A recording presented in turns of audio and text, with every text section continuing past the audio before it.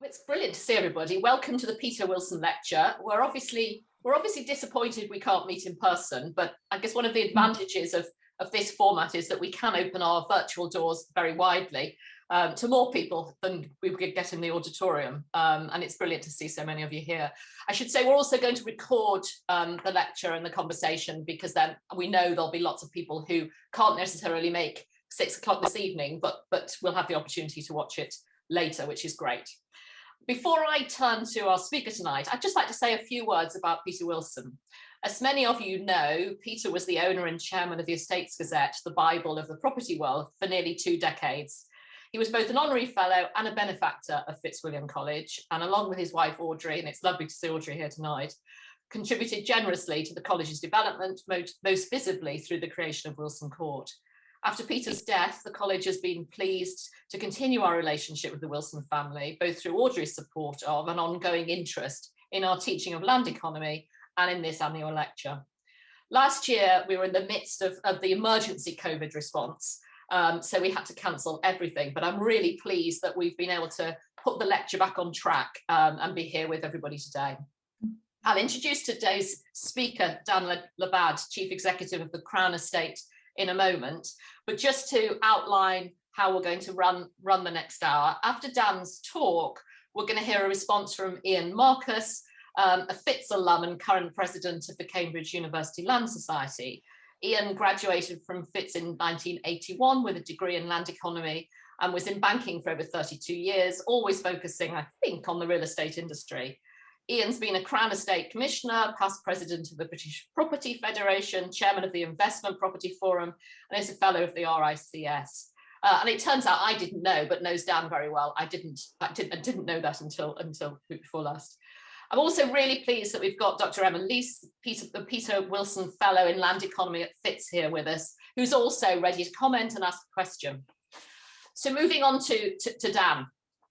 Dan has described himself to me as an engineer who's always seen the environment as central to his work, who happens now to be a CEO, rather than a CEO who has discovered sustainability. A pretty fundamental difference, I think.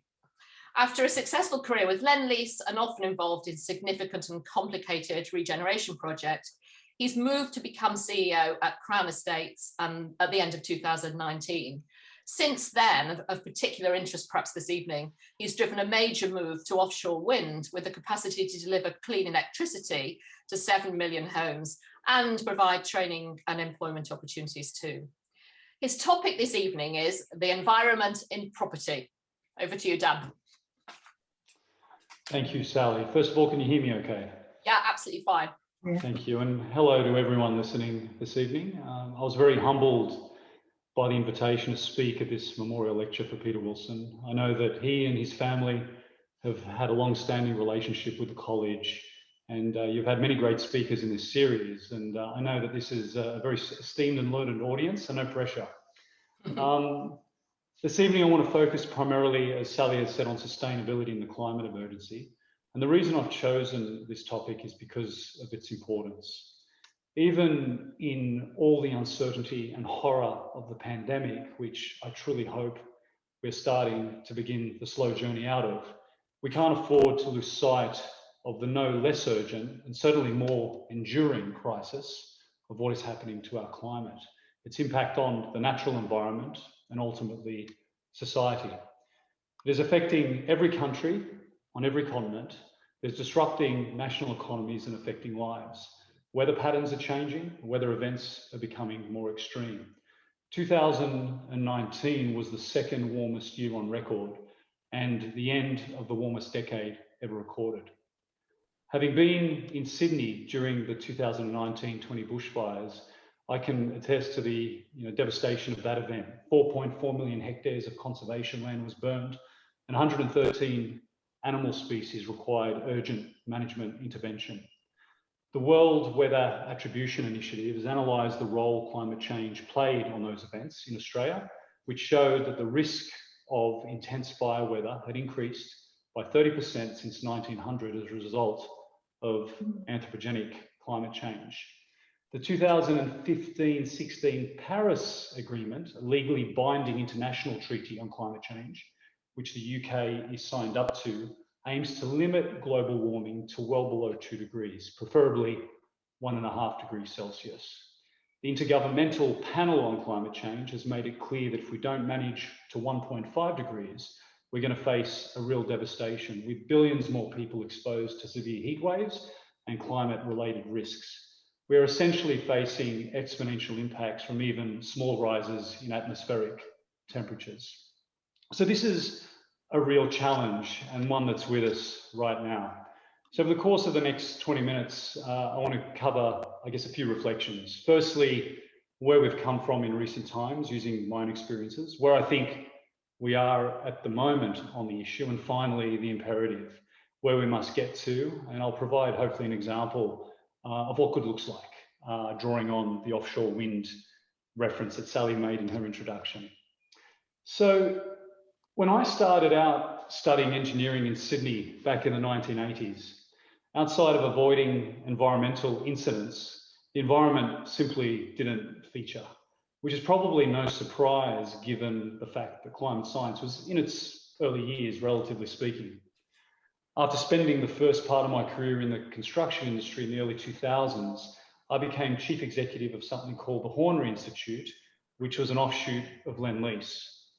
Lendlease is a wonderful Australian-based global property business, which I have just finished serving a 22-year apprenticeship. And this included having the opportunity to work with one of your alumni, Robin Butler, before joining the Crown Estate and having the opportunity to work with another of your alumni, Ian Marcus. The Hornery Institute is a non-for-profit dedicated to enhancing social and economic outcomes in communities. And it was here that in my 20s, I began to both discover who I was as a young man and in parallel, sustainability. Even back then, I began to realize that climate change doesn't so much threaten the physical planet, but rather at its best, it threatens our quality of life, and at its worst, life itself in all its forms. I left the Hornery Institute a few years later to rejoin mainstream business, where I felt it was really important to play a part in bringing sustainability to the fore. So full of purpose and hope and idealism, I returned to the property world only to find that sustainability was a pretty tough sell. I bring up the concept with senior executives or in boardrooms, and over again, I could see eyes glaze over. I was seen as idiosyncratic, interesting, but kind of irrelevant. And unlike my days as an undergraduate back in the 1980s, this was despite the fact that the science by the early 2000s had evolved and it was much clearer and showed us where we were headed, and that wasn't looking good. But human nature was such that as it didn't affect our everyday lives, we largely ignored it. As recent events like mobilizing to create vaccines has shown, we are programmed as humans to deal with acute proximate issues really well. We're not so good at dealing with chronic distant ones. So where are we today? Thankfully, today we treat climate much more seriously. But I would argue that while it's not seen as distant anymore, it still sits in the chronic category, where in fact it's very much acute. The world is warming, and the question isn't whether we can stop that from happening, but what we can do to mitigate it. This is serious stuff.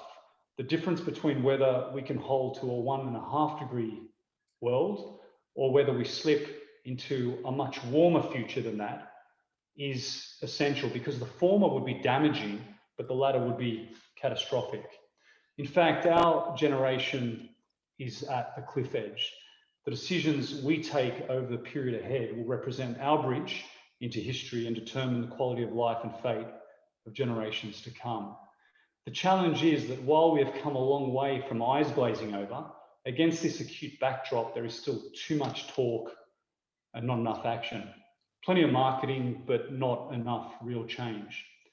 The good news is that society now expects much more of business and government, thanks in many ways to social media and the scrutiny it brings. And at the same time, any responsibly run business has realized that it's not a nice to do, it's fundamental to its interests and its future. It's now about how we can do everything within our collective influence to mitigate our impact as much as possible and also adapt to the world ahead, because it will be warmer. For our part at the Crown Estate, which delivers all of its profits to the Treasury for the benefit of the nation, we have set a net zero target for 2030 and to be climate positive thereafter. Alongside decarbonising our property portfolio and looking at how we grow and utilise our extensive land interests so that we can work them towards the interests of climate change, not against them, we are also seeking solutions to restore the natural world by providing and protecting habitats. This is especially important for an organisation like ours, which is involved in the sustainable development of the seabed as well as on land. But I'll be honest with you, we don't have all the answers in terms of how we're going to get there. But the commitment that we've made is galvanising. It's galvanising us to ensure that we turn over every stone and relentlessly drive every corner of our business and influence to get there. This challenge is not unique to us. We're all in the same boat. Everyone is facing the same thing. And there are a lot of commitments to zero carbon out there and no one has all the answers. But it's important that we galvanise around this because we don't have any other choice. We need to collaborate like we've never collaborated before, share knowledge, skills, and breakthroughs in order to give ourselves the best chance possible. Some see this as a market opportunity, but I see it very much as a humanitarian challenge before it is anything near a market opportunity. It's easy to feel overwhelmed by the enormity of the task at hand, but as I said, there's no alternative. We have to lean into it. So where do we need to get to? I just want to draw on Mark Carney, who all of you will know, and his brilliant Reef Lecture series for the BBC, which I'm sure most of you have heard. And to quote him, "Commitment can replace complacency, urgency can become opportunity.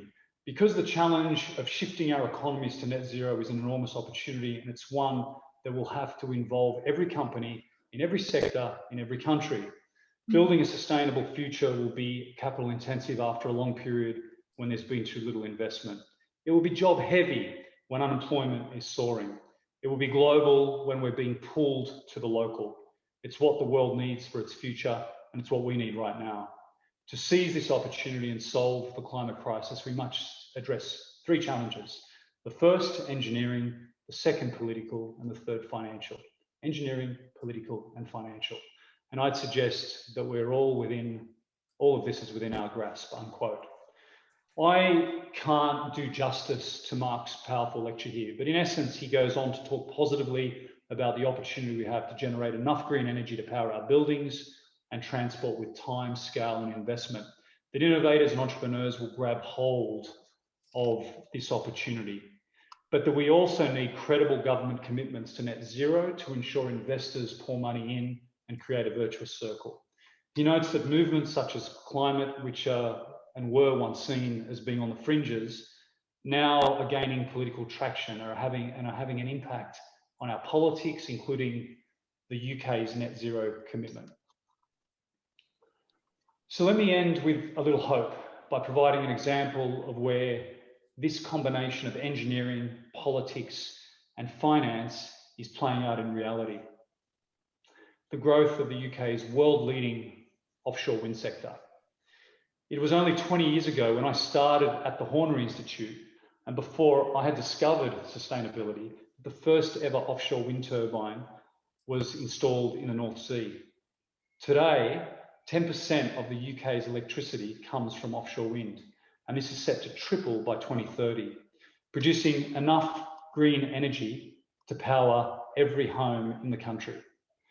Through a supportive policy landscape and early government financial support, together with massive investment innovation from the private sector, this has been achieved. With the alignment of engineering, finance, and politics, we as a country have been able to drive down costs and create a viable scale, world-leading offshore wind industry on its way to producing 40 gigawatts of generating capacity over the next 10 years, with new technologies emerging to go well beyond that towards 2050. This extraordinary growth is not without its broader challenges. This wasn't easy. Wind farms require space, lots of space. The technology itself has required a ton of innovation. The seabed is a scarce commodity, and there are so many competing demands from many other sectors, as well as an absolute need to protect and foster the amazing biodiversity of the marine environment. The Crown Estate is playing its part in this. Our role as managers of the seabed around England, Wales, and Northern Ireland is to lease out the seabed for renewable energy development and to help find this balance, working closely with industry, government, and many different stakeholders to take a long-term strategic approach for the benefit of the nation, to facilitate innovation across all these areas, acting as a catalytic agent, as a convener for best practice and research to help overcome all the challenges that are facing the industry and the development of this technology. The staggering level of interest we now see from energy developers across the world is amazing, including major players who have not traditionally been active in renewables. This is a testament to the market that the UK has created here. It will also lead to jobs and industries across the country at a time where they're desperately needed. So while the challenge around climate change often feels insurmountable, and I've talked a lot about what a long way there is ahead, the offshore wind story that the UK has shows that we have the ability to do this. We have the ability to innovate. We have the ability to cultivate breakthroughs. This is something that I take a huge amount of encouragement from. This is in some way the sustainability equivalent of developing a vaccine, the 1960s equivalent of putting a man on the moon, and hopefully an inspiration to industry and government everywhere of what the art of the possible is. I'll leave it there, but I want to just end with, I guess, a few reflections. What the pandemic has taught us is that stability is precious and something that we have to fight for. And nothing threatens stability over the long term more than the impacts of climate change. We have the choice to do something to stop us tipping into a beyond 2-degree world. And I compel us to do what we can. It doesn't matter how little or how large, just what we can. Care about the car you drive, who you work for, or where your pension is invested. How we deal with the challenge will influence the course of history. And movements like the Extinction Rebellion and others that we hear from, in particular amongst the young, are the voices of those future generations, asking us, what are we doing about this? They won't have the luxury that I had to discover sustainability and grow into it. They won't have my choices or our choices to do something about it. We still have the opportunity to make a difference. Thank you very much. Thank you very much indeed, Dan. Thank you. And I'm sure others like me will want to listen to that again. So I'm really glad we've recorded it actually. So thank you very much indeed. I'm going to turn to Ian to just give us, your reflections, and then I think pitch in with a question would be great. Thank you, Sally. And as they say, how do you follow that? Yeah. You can imagine why it was such a privilege to work with Dan in his capacity as CEO of the Crown Estate. And if you think, Dan, it's intimidating being asked to do this lecture, trust me, it's even more so when there's former lecturers from when you're a student online listening to what you've got to say. In honour of Peter Wilson, I am going to make my comments very real estate specific. Being a land economist, you would expect nothing more of me. There have been many challenges for the property industry as a consequence of the health crisis, and some positives as well. But what we've certainly seen is a concertinaing of 10 years of inevitable change and evolution in the real estate industry into 10 months. However, in my conversations with investors and owners of property over the last challenging year, 3 overriding and consistent themes are prevalent. The first is the world is shrinking, and although the real estate remains local, the capital is certainly global. As Dan knows, take the Crown Estate as a specific case in point. They have a series of joint venture partners from as far afield as Norway, Canada, China, and the USA. The second trend is the increasing allocation of investment capital into real assets, with investors seeking longevity and certainty of yield in a low interest rate, low growth, and currently low inflationary market, with $18 trillion of negative yielding sovereign bonds driving that investment decision.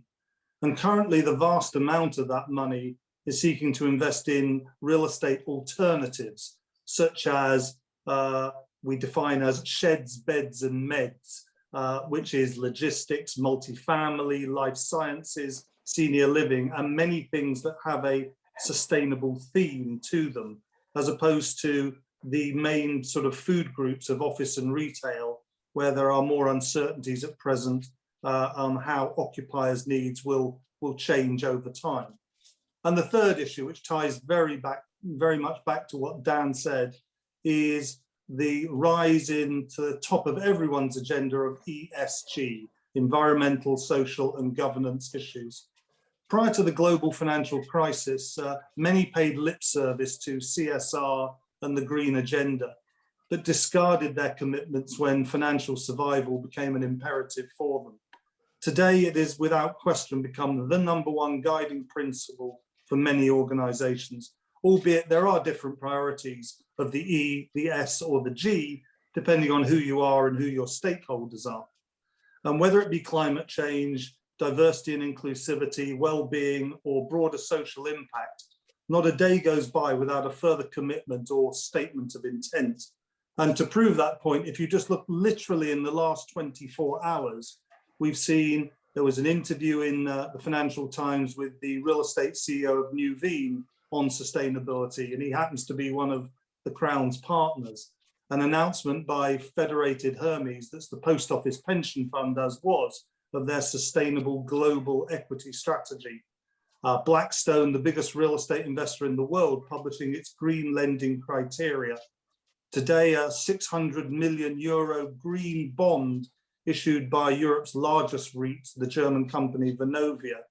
And interestingly, a nearly 400-page research piece published by Kempler Chavot, which ranks the top 50 listed property companies in Europe on the basis of their ESG credentials. And why is that important?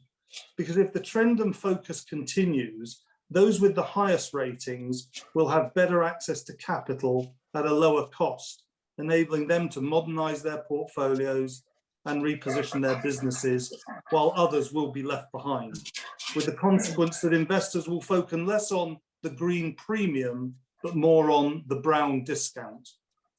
So I suppose in pulling that together, my question for you, Dan, if I may, is in the light of all this and the ever-increasing focus on all aspects of ESG, and recognizing, as I know firsthand, the particular uniqueness of the Crown's stakeholders, how do you balance, particularly at a time like this, your fiduciary duty to maximize returns against the social responsibility you're all asking us all to take on? Sally, thank you very much. Thank you very much, Ian. Thank you. Dan, over to you. Thanks. And I think the weight of capital that is emerging interested in green and social investment is a testament to the interest out there. And I don't, Ian, see, and I don't think this is an idealistic view, because, I've been beat around in, the most commercial of commercial businesses for over 20 years. I think one of the things that capital is realizing and business is realizing, that it is not financial or social or environmental, it's actually financial and social and environmental. That when you make an investment in a green investment, you're actually making an investment in the resilience of your portfolio, which over time will see a value benefit. And we're starting to see some of that come through. So, I think when you look at investments from a traditional investment horizon perspective, it's really, really important that you factor that in these days. And I think organizations that start to integrate that into their investment decision-making processes and look at it seriously, they're the ones that will actually prosper in the future. Now, what is happening with that weight of capital that you refer to is that weight of capital has moved from where it was 10 years ago, where really you invested, green was defined by who did the best green marketing, to today the measurement criteria, very much in the environmental space and growing in the social space, is separating those that are doing real work from those that are actually full of rhetoric. And I think, therefore, as you think about your strategy and as you think about your investment decisions, you want to be on the side of real outcomes if you want to be attracting the cost of capital that you hope to and the volume of capital that you hope to as businesses in the future. Because this stuff isn't easy. It's about building capability over many, many years. At the Crown Estate, our very existence is all about enhancing the value of our portfolio for the benefit of the nation into perpetuity. And if we're not thinking about the environment and social in every one of our investment decisions, we're not doing our job. Thank you, Dan. Can I turn to Emma? Emma, over to you with a few thoughts and a question. Can I ask Dan a quick direct question? Sorry to. No, I'm sorry. We're not. We're doing questions through. We're doing questions through. But Fitzwilliam still hasn't divested from fossil fuels. So can you? Actually, this is, if you want to. Fitzwilliam hasn't divested from fossil fuels. So what? How does that play into what Dan has just said? Harry, could you just? We will look at Fitzwilliam, the Fitzwilliam investments and sustainability as a question. But what I'm not going to do is have somebody disrupt other people who are putting their questions in, because it's actually not fair. Emma, over to you. Your investments are interrupting the lives of people across the global south right now who are dying. So this interruption's kind of. Hi, thanks, Sally. Thanks. So one of the things that I always feel difficult about being a lawyer on this sort of thing is that I think in this space particularly, although the law could do a lot to facilitate and improve, it actually feels from the discussion we've had this evening that the law is almost behind what's happening in the market and what's happening in terms of the kind of environmental and green priorities of companies that are emerging. So as Dan was talking, I sort of tried to think of three things that could change within the legal system to kind of facilitate the sorts of processes that he's discussing. So I've kind of grouped them under the categories of politics, finance, and habitats and adaptation, which don't quite map onto Dan's categories, but not close. Yeah. So the first one is very much the political, and I think the COVID crisis has really demonstrated the importance of this, which is it's not always the important question is not always what decision are we trying to aim for, but rather who is involved in decision making and how do we make sure that a wide range of voices are heard. In relation to the climate crisis, that is not only about scientific information as well as kind of political information filtering into a decision-making process, but it includes Indigenous communities who live at the very kind of the very front line of a changing climate. So one of the things we need to think about is how does the law facilitate decision-making structures that capture a range of voices to ensure that it's not just one kind of thinking that works to make decisions about how we move forward with the green agenda. The second kind of category in terms of companies and finance, and Ian already touched on this, is that at the moment, the primary legal responsibility for companies and charities, etc., is to maximize their income. And although some elements of the Companies Act are encouraging kind of green reporting or green disclosures, it may be that the law can do, or should indeed, it should do more to put the green elements of company investment and company operating right at the forefront. And I think the law is behind what it appears the market is looking for at the moment there. And there's some really interesting work going on in Cambridge precisely in that space about the changes that need to happen with company law in order to facilitate the green agenda. And then finally, in terms of habitat building and adaptation, I find this is kind of my area of enjoyment. This is what I find really interesting. I think the thing that would be most useful is if the law moves away from what is effectively conservation into in that it's like ossification, into we have to recognize that we have a changing climate and that changes habitats. And so we need to move to something more proactive. So we've got to see biodiversity, the ecological systems as being completely interconnected, and an approach which looks at just purely protecting national parks or sites of special scientific interest is far too narrow in its understanding about how biodiversity and sustainability going forward are going to interact, particularly in terms of adaptation. So those are my three sort of comments, and I'm going to finish up with just one more thing before I ask a question, and that is just simply to highlight what Dan said about the next generation. If we consider what some of the land economy students are doing at the moment, they are doing absolutely incredible work on how we can move forward and deal with these environmental problems. We have students looking at iceberg harvesting and how that can be used in terms of water and how to regulate that. You know, we have students looking at how large sovereign funds are investing and how that's influenced by the genuine green credentials of companies. So many exciting projects happening. So I just want to emphasize that the generation of students who are coming up through now do indeed show their passion, but also their academic excellence in addressing these questions.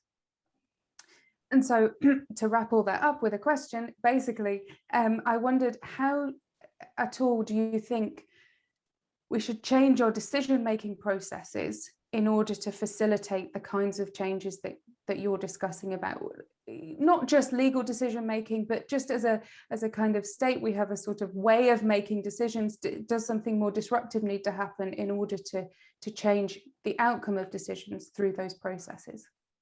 Can I add to your question? Because we've had quite a few questions on Slido in that broad area, including one from Richard Inglewood. Natural solutions which are not properly esteemed by the public or by investors or politicians, how does society increase the value which is placed on them? So sort of taking Emma's point and adding to it, I guess. Great, thank you. Just a few points before I answer the question. And I'm sorry if it's a bit echoey. I've just lost sound for a minute when Ian was speaking, so apologies for that. I think the point you raised, Emma, about society is I didn't cover in my talk, but it was only because of time. You know what? There is a massive positive correlation between climate emergency and equality. And what the climate emergency is going to do is be another factor that augments that divide. And that's everything from across the world, as you referred to, but even in local communities. Because fundamentally, those that have the greatest means will pay for better resilience, and that's just in any scenario, climate scenario testing, goes to that quite quickly. Under a very worst case scenario, there's water wars and there's gated communities and there's everything in between. So it's a massive issue internationally and also at a local level that we shouldn't lose. The point you raised about company and purpose. I mean, one of the challenges under company law is this fact that there's still this friction around duty to shareholders against other duties. And whilst sustainability, if I can use that term broadly, is an incredibly important issue in most boardrooms these days, certainly in the Western world, the reality is that it's an incredibly important second priority, even though that's not said. It's just the way that it sort of manifests itself. So I think your point there is right. And I think your point about conservation and looking at the effects of climate change. I mean, one of the good things that's happening in the UK now is we're moving towards thinking about land use and its sustainable benefit as opposed to being disproportionately about food production. But I do think climate change is challenging some of those conservation thresholds that we need to think about, because we're chasing a runaway train when it comes to that. In terms of this point about decision making and valuation, one of the things we do at the Crown Estate is we use a proxy price for carbon in the way that we think about decision making, because we have to think about it that way. And I know other companies are doing that, because if you see some of the pricing that's occurring in the way people are investing in green technologies, they're starting to realize in their investment assessments that at some point in the next 10 years, they're going to have to pay real money for carbon. And therefore, let's factor that in now so that we've effectively forward buying that opportunity effectively. And I think that those types of market dynamics will start to value things differently. At the moment, that whole carbon pricing system globally is in its infancy, but it will play catch up at some point as measures improve and other things come to bear, or some other manifestation on it. In terms of decision making, which was raised, it's this is really hard stuff, especially if you want to bring in the views of others. What I would say is this: And again, I want to caveat by saying this is hard.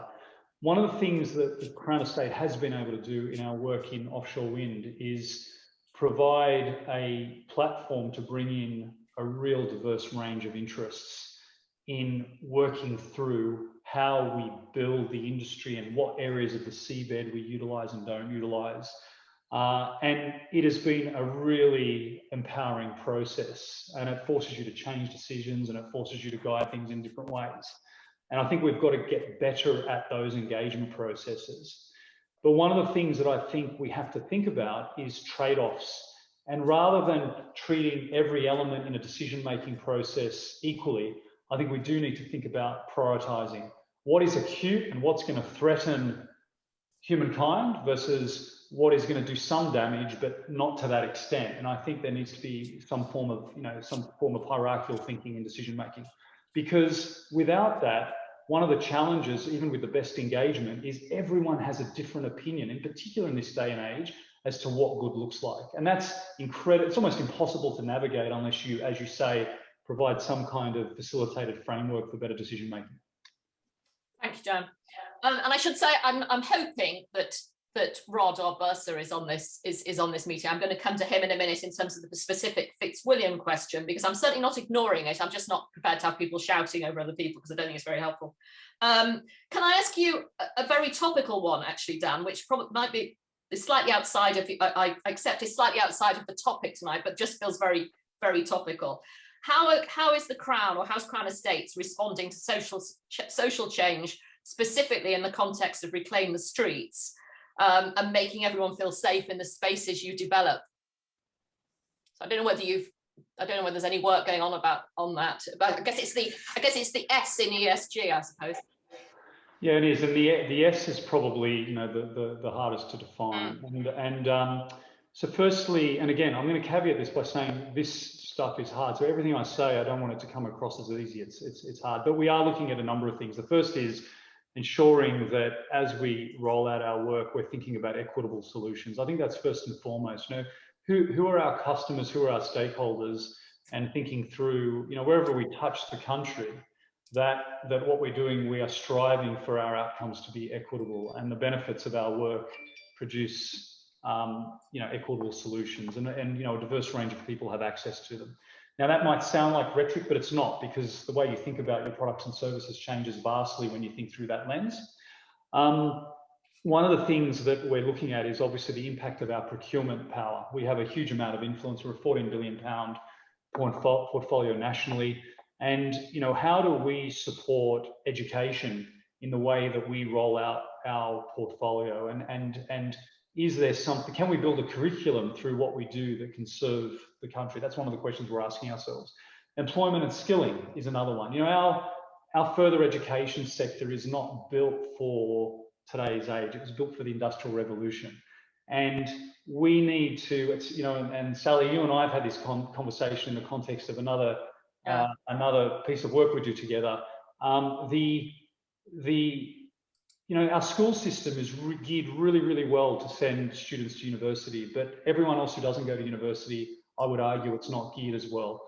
And so we're doing a lot of work in vocational education and training at the moment, because these are the jobs and the skills that will forge Britain's future, as much as those coming out of a university pathway. So that's the other area. In terms of the placemaking point that you raised about street safer, I think there's a hierarchy of needs that we need to look at, and we are looking at when we look at social sustainability. And the first is, I'm going to use an American terminology, but the freedom from fear. The ability to, walk outside and be fearful, and putting ourselves again in the shoes of our diverse customers and our diverse staff. Sitting here and talking to you as a male, I am not a woman, and I can't project to understand that, but it's important that we start to understand what people across all dimensions are feeling, whether you suffer from issues around race abuse, or whether it's gender, or whether it's any other type of discrimination. How do we build places where care and that freedom from fear can be built into the design process? It's something that we are thinking about at the moment. Okay, great. Thank you very much. A left behind question, I guess, which is probably quite an obvious one. everything we've talked about tonight is clearly important, has to be important to everybody across the country. But how do we do this in a way that doesn't feel like it's just for the privilege of those who've got the money either to invest or to change the way they're living their lives or the way they're buying consumables? How do we make sure that it is genuinely sort of comprehensive and doesn't leave people behind? Well, I think one of the first things is that, and I touched on it briefly in the talk, and that is that firstly, a government policy being informed by the green agenda in this country is, in my mind, incredibly powerful. And I talked about the threats of climate change at a very existential level, but the opportunity of the technologies and the industries that will evolve out of this endeavour will create jobs and will create livelihoods, and they will be national. They won't be London-centric, they will be national. And so I think what we should be looking for is how we capture industry, how we build capability, how we build supply chains in this country, how we ensure that we're doing the innovating here, and also how we're bringing Britain to the world. I mean, one of the things that the Crown Estate does is talk about UK PLC globally off the back of offshore wind and other things. And that's all about promoting UK industry nationally. So coming back to my vocational education point, starting at the grassroots level, building the industries to do this in the future. And that's what Mark Carney is referring to as well, the engineering of it all and the finance of it all. I think that potential sits ahead of us if we're willing to grab it. And the reason why I provided the offshore wind industry as an example, I could use our preparation for the 2012 Olympics as another example. We have a history of doing great things in this country, and we need to do that again. Thank you, Dan. Can I just ask, and this has come from the audience, how are you able to persuade other companies or influence other large companies to follow a similar agenda that you're clearly trying to lead and deliver by Crown Estates? What's the role of Crown Estates as an influencer? Yeah, so first thing, I want to be very humble to begin with. You know, as I said, we don't have all the answers. So I don't want to come across in any way self-righteous. We are just pushing on this hard, but we don't have all the answers.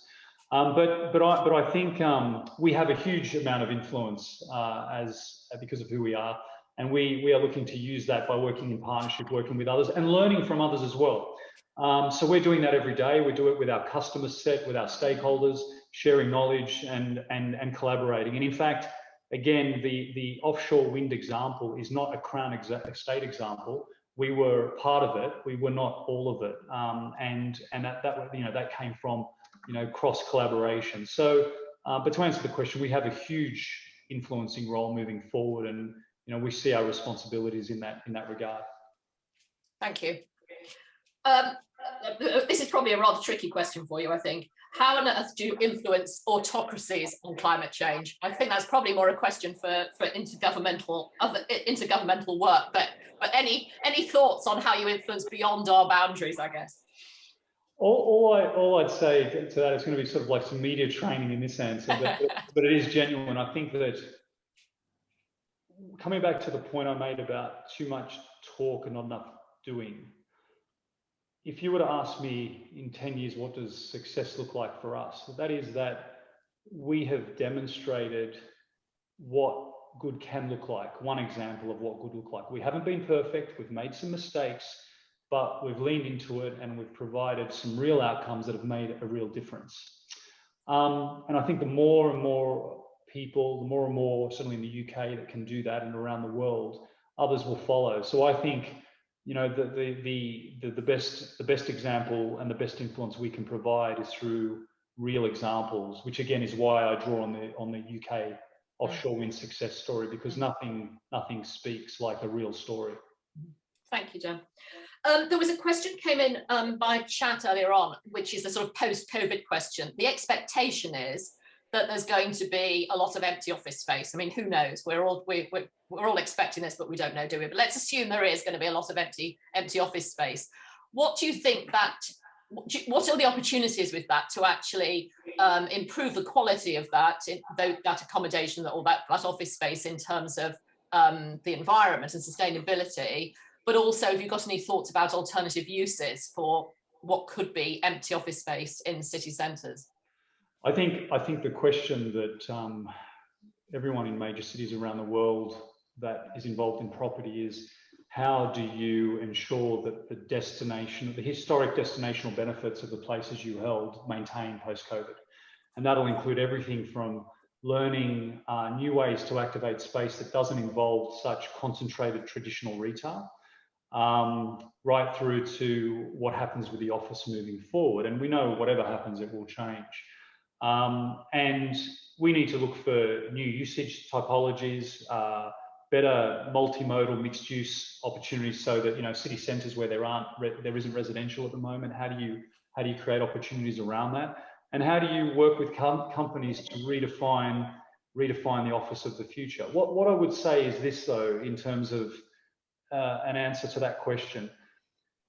I made the point about stability being something we have to fight for. And I think leading into COVID, we all had the delusion that stability was the norm. And in the case of major property landlords around the world, if you sit on property in good locations, people are going to rent them and they're going to be utilized. And I think that's gone. You know, we had 50 to 60 million people walk down Regent Street for as long as we can remember, up until 12 months ago.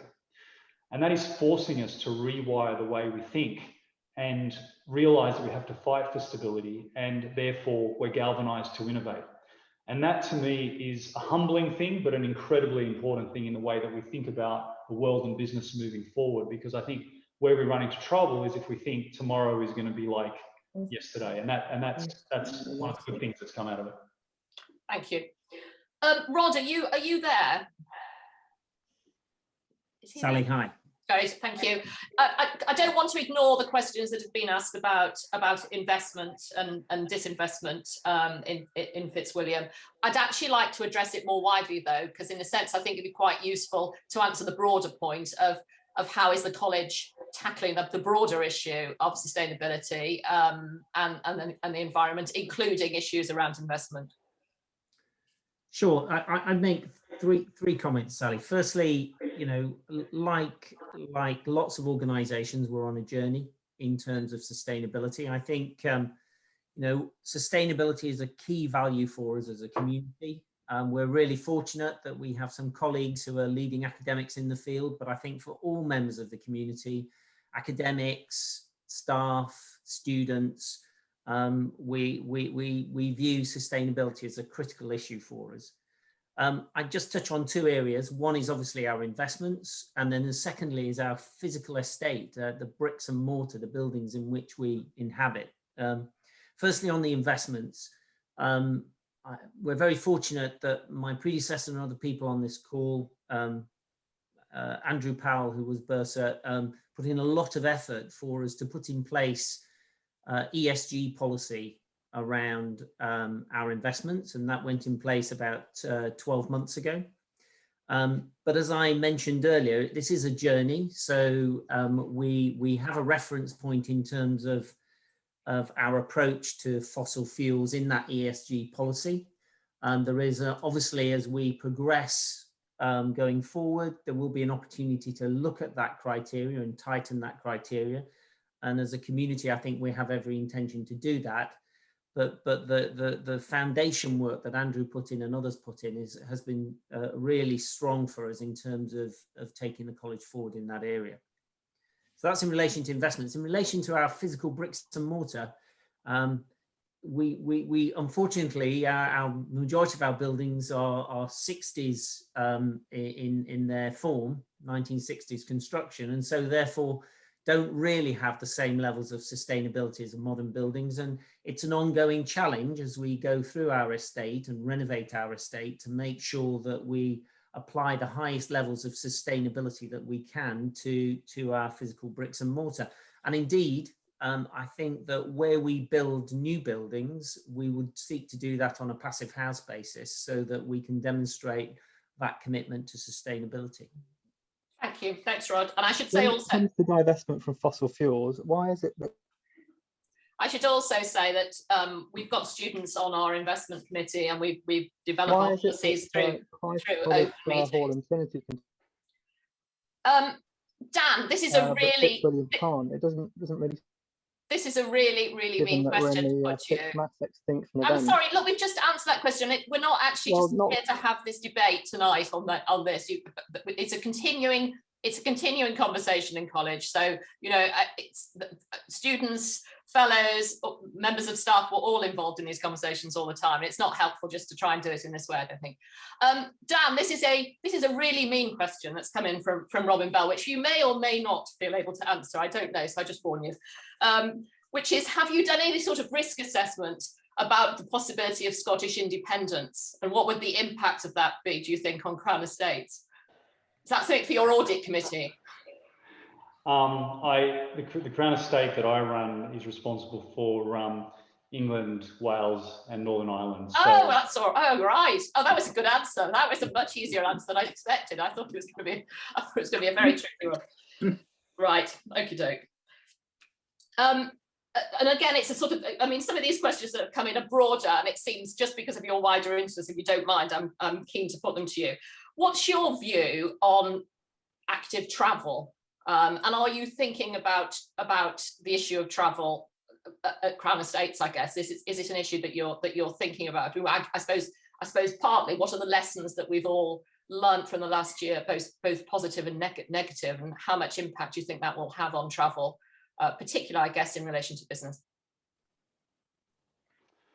Yeah, well, I think it's a so are we thinking about it in the context of our portfolio? We are. I mean, one of the things that we're looking at the moment is the whole travel experience into London, and everywhere we have assets, what a green travel plan is for that, right? And because again, it just comes back to having the filter.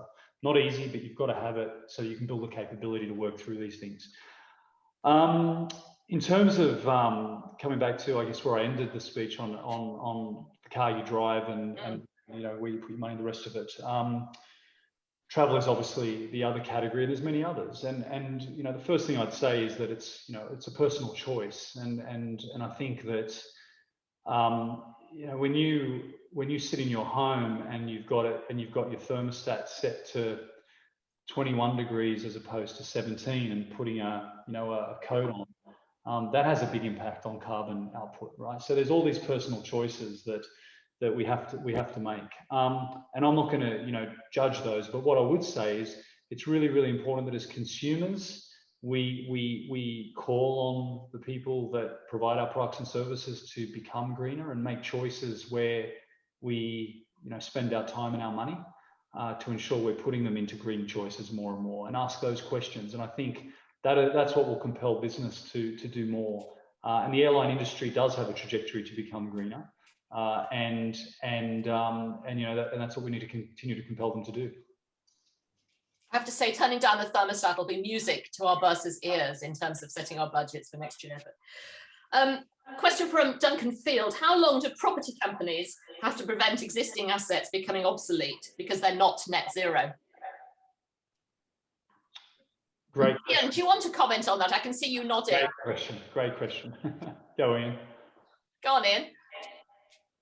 Well, it's an issue when they're tearing down buildings that I financed during my career. So I think you ignore obsolescence in today's market at your peril. I mean, there is no doubt the life of the space that we use, occupy, and invest in is getting shorter and shorter. And tying into Mike Higginson's question earlier about reusing buildings, it's a dilemma for investors, because although there may be an opportunity to refit, repurpose, reimagine space, a lot of investors are nervous about that because of the risks and associated costs with that. And they'd rather, although we know it's not as efficient from an energy perspective, build new, because they know they can build them to the higher standards that'll be attractive to occupiers and investors as well. So there's a real dilemma there, but there is no doubt that for many, many years, we thought that we built buildings in perpetuity. And of course, a large amount of the Crown Estate is decades, if not hundreds of years old. And one of the stakeholders in the Crown Estate, particularly His Royal Highness the Prince of Wales, will tell you that look at the old estates, and the Crown owns Regent's, the assets around Regent's Park. They'll be there a lot longer than many of the office buildings we've built in recent times. So I think it's top of a lot of people's agenda, and historically it hasn't been included in any calculation when people think about their costs of investment. I also think, just to build on that, I think that I wouldn't want to be the CEO of a property company that hasn't greened their building over 10 years. I also think that we need to think about not just the buildings, but the way that we provide energy to them. And at the moment, we provide energy to buildings on a building by building basis. We need to get a lot more holistic and systemic, and that'll also make a massive difference. Final question, Dan, which is from me really, which is to leave us with some thoughts, I guess. Particularly, are you looking forward? Are you optimistic? To what level are you optimistic? To what level are you pessimistic about the next decade, I guess, in terms of making significant progress? I've just, in the last few years, had a little girl, and I can't help looking to her eyes and be cautiously optimistic. I think, you know, we have to be. I am optimistic, and I think the last 12 months has demonstrated why there's every reason to be. It is within our capacity to do special things when we put our hearts and minds to it as a collective. So we're not talking esoterically here. This is real. So I am. My fear is that we don't get there quickly enough, and therefore, you know, but in summary, Sally, I'm cautiously optimistic. We have to be. Thank you very, very much indeed for doing this evening. It's been really interesting and stimulating and well worth watching again. So thank you very much indeed. And thank you very much, everybody who's joined us. It was great to see so many people here this evening, and I hope you enjoyed it as much as I did. So thank you very much. Thank you very much, Dan. Thank you, Ian. Thank you, Emma. Thank you. Good night.